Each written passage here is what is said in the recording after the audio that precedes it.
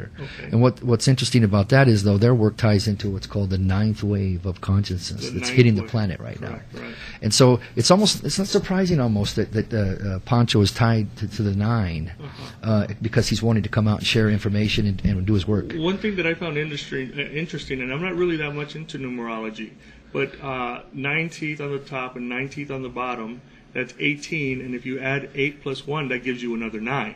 Yes. So there's 3 nines there. Right. Right. And is there any significance about that? And you're talking about the ninth wave, yeah, and the convergence. So I think I think your listeners are going to know there's a lot of significance to that. There's a tremendous amount, and as each person is putting pieces of the puzzle together, so to speak, that they'll find out what that means to them and how they tie in with that. Right. And I think Pancho's just a tool to bring those modalities of the healing expressions and the information forward. Right. And it's very interesting that in this particular time that Pancho's coming out, when I got Pancho, when he came into my possession, I was told, and I don't know if I've told you this story, Kendall, but I was told that I had to immediately take him to a safety deposit box and just put him in there and I was okay with that because I really didn't understand. I didn't even know. And as I was driving to the bank, and he was in the back seat of the car in a little case that I had with him, and I heard him say, I want to be revealed. I want to be exposed. Yeah. And when you're driving in the car and you hear this, you kind of like freak out a little bit, and it's like, but it's basically been my mantra. In everything that I've done with Pancho. I mean, I remember you asked me, it's like, why a radio show?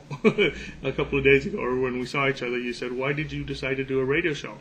And it is about, I really truly believe that he has communication for us. You're making things a lot clearer for me by telling me about the conscious convergence and even the significance of the nines and everything like that. And but really, it's that information that wants to be revealed, and that's why he wants to be exposed. Yeah. Is that are you concurring with that assessment of mine, or what no? Do you think? I concur wholeheartely. Oh, do you? Okay, good. I support you. I thought I was a wacko for a while. No. My work seems to be tied with the Guardians and the actual ancient crystal skulls, and so our work is tied together. And I do consider you my brother.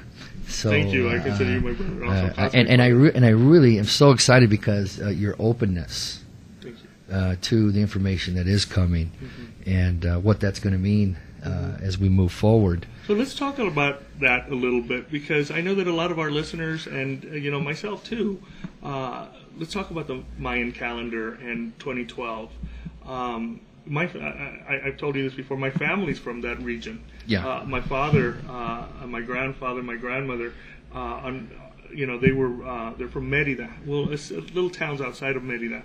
And I've grown up with, I tell people I grew up climbing pyramids. Ever since I was little, I grew, went to Chichen Itza and everything. And the Mayan calendar is something that I've always been fascinated by, but never really to, I hear about, the end of the world and polar shifts. And, yeah. And I'm sure our listeners would like to see or like to listen to what your thoughts are. Well, one of the things Oracle Stone Productions did was able to work with some of the Mayan elders. It seemed that there was a lot of books being written, a lot of television shows were coming out, lots of media events, that were talking about what the Mayans, this is what they said, this is what we believe they said. So we had created a situation in the New York City event for them to come forward at the United Nations, working with the Society for Enlightenment and Transformation to share their message, their personal message, and I've heard their personal message, at least from what they've shared with me at this point. Could change from day to day, but basically their message has always been that it will not be the end of the world. Okay. It's basically we're moving into the time of what's known as the transformation. Okay. It's the time of a large change. This particular cycle of time lining up with the galactic changes and cosmic changes that are coming, that things as we know it will change. Will change, correct. Yes. Okay. Yeah. And we don't really want to assume anything either or scare anybody about anything, right? No, actually, I think each individual will go through their own personal, Correct. that's the personal individual Right. experiences. And I actually had this conversation with you also that when I meditated with Pancho, and I asked him, I said, Pancho, what's it going to be? Is it going to be a catastrophe, or is it going to be a consciousness shift? And the response I got from him was, whichever one it is, it's up to me. So it is my personal experience, and it's what I choose to create. And we've been talking about choice lately and what we want to create. And I think globally, and I don't know if you agree with this, I mean, globally, we can manifest our own destiny. Yeah, I agree wholeheartedly. Okay. A lot of times, also the representation of the actual skulls themselves, with the brain, our mind, it's our consciousness. Mm-hmm. We're dealing with our consciousness, again, individually and collectively, and then working to get to the super consciousness. Yeah. So, and as I hear you talk about the calendar and about the Mayas, and I'm fascinated also with the Mayan culture, and I appreciate you and your fellow researchers who are also fascinated by the Mayas. But I also want to stress right now that, and we talked about this, that Pancho was not found in Maya land. You know what I mean? He wasn't found in the Yucatan. He was found in Monte Alban, yes, which is in Oaxaca. And we've shared that. And actually, there's a gentleman by the name of Anthony Avini, for those that want to do a little research on that. And he's an astronomer, and very, very well known, very famous. And he's got lots of books out there. But he did some work on Monte Alban. And one of the interesting things about Monte Alban was there's a particular, I believe it's a temple there that has an alignment. And a lot of these interesting things that seem to be coming out deals with those alignments and deals with the galactic alignments and actually the solar alignments. Oh, really? Okay. And so his work, he had found some interesting things that took place there, which actually, if these people were very intelligent people. They were collecting data on something that was taking place in the galaxies, in the cosmos.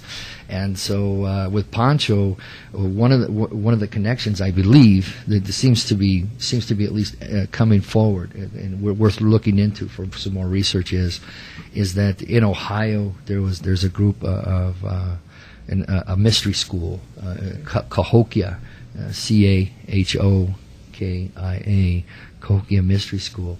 But they basically are working at a location there called the Serpent Mound. Okay, wow. And the particular Serpent Mound, the Mound people were believed to be also in Ohio, were also tied to the Mayans. Okay. Oh, really? All the way from Ohio all the way down to the Yucatan? Yes. Right. And how... this is a far out question here, but how do you think they had that communication, or how do you think they had that? Basically, again, working. And again, is it the Mayas or the Zapotecs that they had this communication with? Well, the Zapotec people were basically an indigenous group of people that were living there. We feel that there was a lot of travel that took place throughout some of the so-called mystery schools with the priesthoods and different things back in those times that carried information and knowledge within inside these crystal skulls. I consider the information that I've received on them seems to be their timepieces, recorders. Right. Yeah. That's interesting, because just a couple of weeks ago I was working with a shaman from Brazil, and we were talking precisely about that, that they were used as recorders. And particularly with Pancho, so what the shaman told me was that there was information that was placed in him by our ancestors. And again, going back to the 13 crystal skulls and the legend and the information that they're going to give before 2012, can you expand a little bit more about what that information might be? Recorders. And particularly with Pancho, so what the shaman told me was that there was information that was placed in him by our ancestors. And again, going back to the 13 crystal skulls and the legend and the information that they're going to give before 2012, can you expand a little bit more about what that information might be? Well, that might take a while. Okay. Well, it's okay. We started late today, so I guess we can go for another hour. No, I'm just joking. No, but just briefly, what could possibly be that information that that you as a researcher, other people as experts or whatever you want to call them, think that information might be, and the importance for me, like the average guy, the guy that's just around, just walking around. I don't know if we have enough time. Do we have enough time? Do we have enough time for? Okay, we're going to go ahead. Well, again, are you looking for the information on what they might actually, the purpose of the 13 crystal skulls? Exactly. It's like what with your expertise and what you've researched, what do you think that information might be for us? My personal research and information shows me this, is that we're coming into a time frame where we have, it's very interesting though, that we have 13, a group of indigenous grandmothers called the 13 grandmothers, the Council of the 13 Grandmothers. And so that number comes up there. We have Don Alejandro, who is the grand elder of the living Maya, and actually he's 13th generation. That number 13 is a very important number to the Mayan people. Right. And so the information of the 13 crystal skulls needing to come together, you know, we're picking up on the symbolic meaning of the 13. Okay, as we try to gather those 13 for this event. Symbolic meaning of the 13. Symbolic. Okay. Yeah. Okay. Very interesting. Okay, so now we're going to cut down. So intense, really intense stuff here, and I'm sure that our listeners are really appreciative. And if anything, want to learn more, and that's what it's all about. So we're here talking with Kendall Ray Morgan, and he is enlightening us with information about crystal skulls. And we'll be right back after these commercials. Welcome back, everybody, to Pancho Crystal Skull Hour, and here again with our guest, Kendall Ray Morgan. From Tucson, Arizona, who is a crystal skull researcher, and also from our conversation has a calling to bring the 13 crystal skulls together, and all the crystal skulls together. And he's actually doing that by having an event in New York City and having that happen, which is so cool. Tell me a little bit more about the event in New York City, if you can. Sure. What I'd like to do right now, though, is actually get the website out. Oh, great. Yeah, you have a website. Cool. It's the www.crystalskullsevent.com. Okay. And the website is loaded up with lots of information on our presenters, speakers, the Mayan elders that will be there.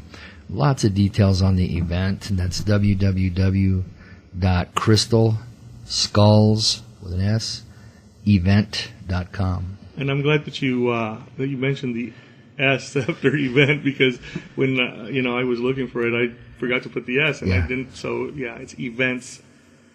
It's very important to put events. Yeah, and events. It's not events. It is. We consider it is the event. It is the event. Absolutely. You know, and so even though we've been given information on the 999, 10, 10, 10, leading up through the 12, 12, 12, we're very well aware that we are in what we consider the window, or what a lot of the Mayans are considering the time between time. We're in a window now that we're into actually the shift. Right. And as many of us are very well aware, you may turn on the different news broadcast media, pick up a newspaper, or just check the radio, and you hear things, and they change drastically from day to day. It can happen basically that quick. Right. So part of our process is try to get the crystal skulls together, right. Because of the actual legend of exactly. the 13 crystal skulls. Right. Yeah. Very interesting. I wanted to touch on something also that I think is very important, and we've talked a lot about the cosmos and intergalactic this and intergalactic that. I've spoken with several people who believe that the crystal skulls have a greater significance in that, and a more cosmic significance. And we talk about extraterrestrials, and we talk about UFOs.